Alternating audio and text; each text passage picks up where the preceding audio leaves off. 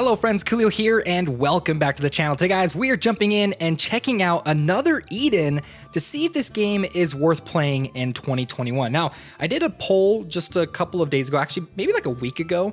It's been kind of a while since I've actually uploaded a video. But anyway, in that poll you guys talked about that you wanted another Eden to be my top pick to see if this game is worth playing in 2021. Now, if you guys enjoyed today's video and want to see more videos like this, then make sure to hit the like button and subscribe to the channel. Also, let me know down below if you guys have any suggestions of other games that you want me to check out to see if they're worth playing in the year 2021.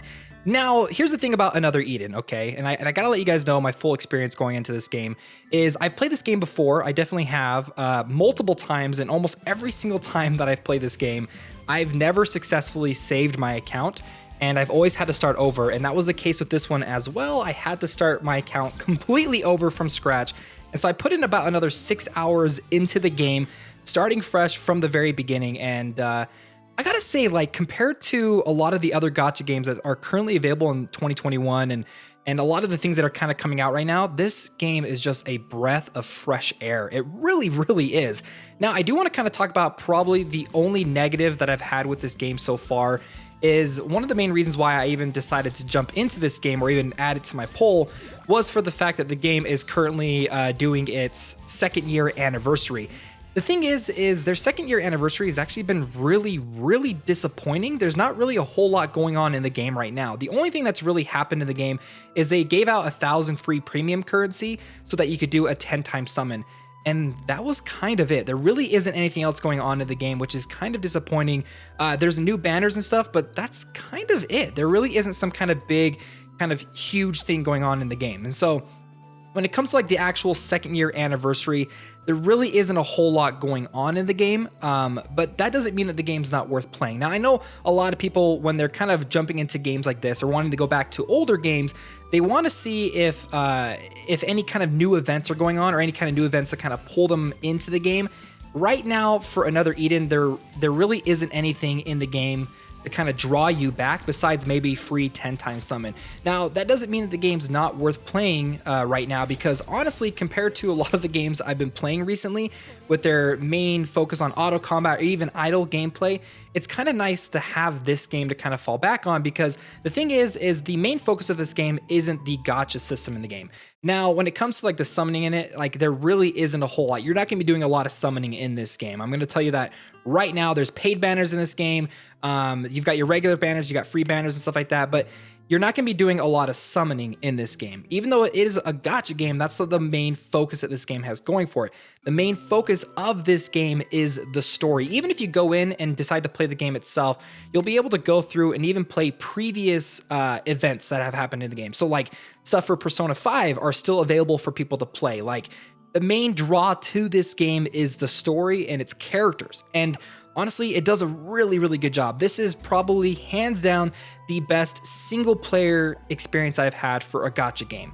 The story's awesome, the world is great, and honestly, like, even the combat itself is pretty decent. Now, it's not super complicated. Basically, you've got all of your abilities, and your characters can attack. You can choose which abilities you want to use. So let's say, you know, spinning slash, flat strike, and let's say I want to do a little bit of healing. And then once I pick the abilities I want to do, go ahead and hit attack, and my characters will automatically attack. Now, there's no auto button. There is a ×2 speed.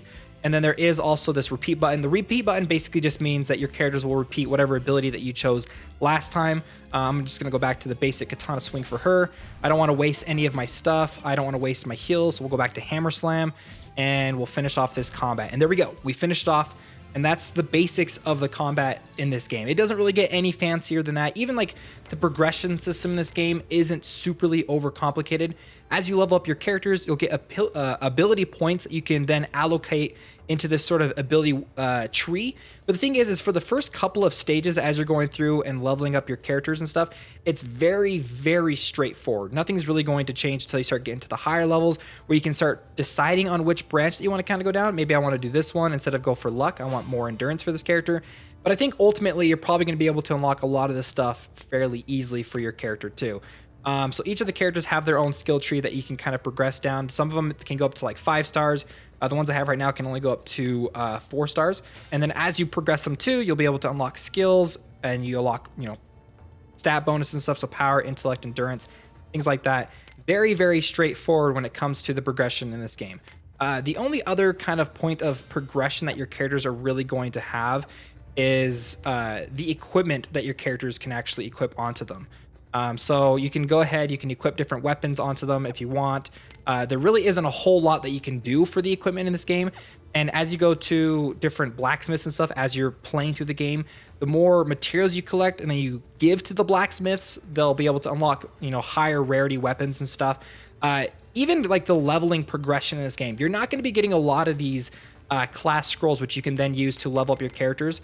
It takes a little bit of time to actually level your characters up.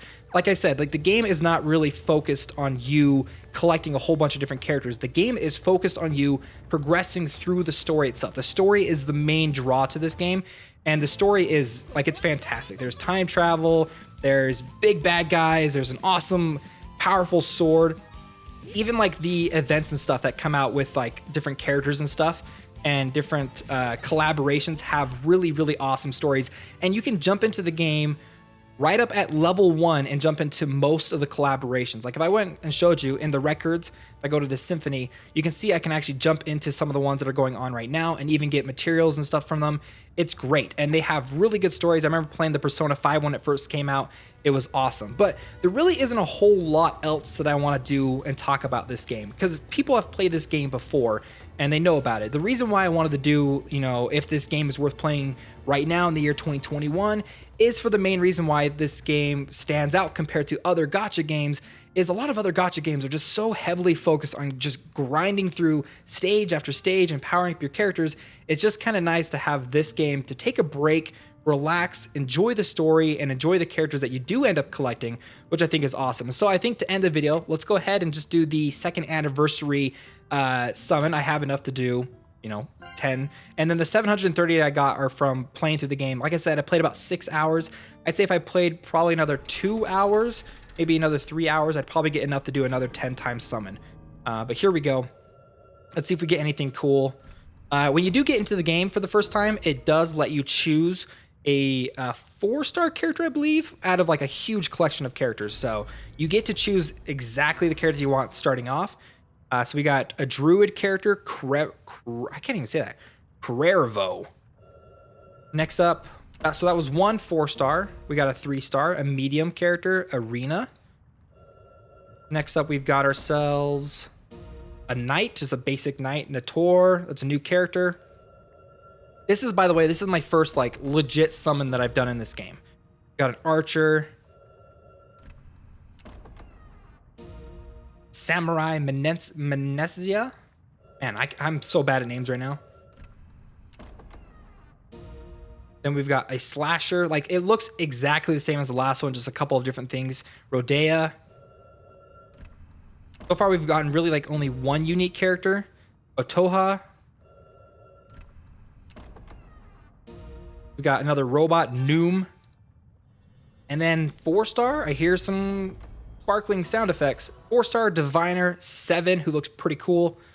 And there we go. So we actually ended up getting 2 sort of like higher tier characters, 2 4-star characters that we can then add to our team and stuff. I will say one thing that was kind of annoying is when I got into a certain area of the story, there were certain characters I wasn't allowed to bring with me. So you'll notice right now I only have a party of 3. I think now that I've got these characters, I can go ahead and add one into my party and start, you know, using them and stuff. It was just kind of weird that like once I got to a new stage, a new area, that like characters I was using before, I wasn't able to use anymore. And you can see right now too, like as I'm unlocking these characters, they're all greeting me. Like this game has a really, really strong emphasis on the story and the characters that you do collect.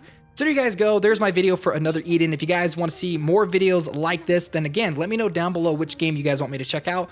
I'll probably do a video for Sidorica, since that was also on the poll too. And that's a game that I've been wanting to kind of come back to lately. So again, if you guys enjoyed today's video and want to see more videos like this, hit the like button, subscribe, all that good stuff. Well, friends, my name's Koolio, and I'll see you next time.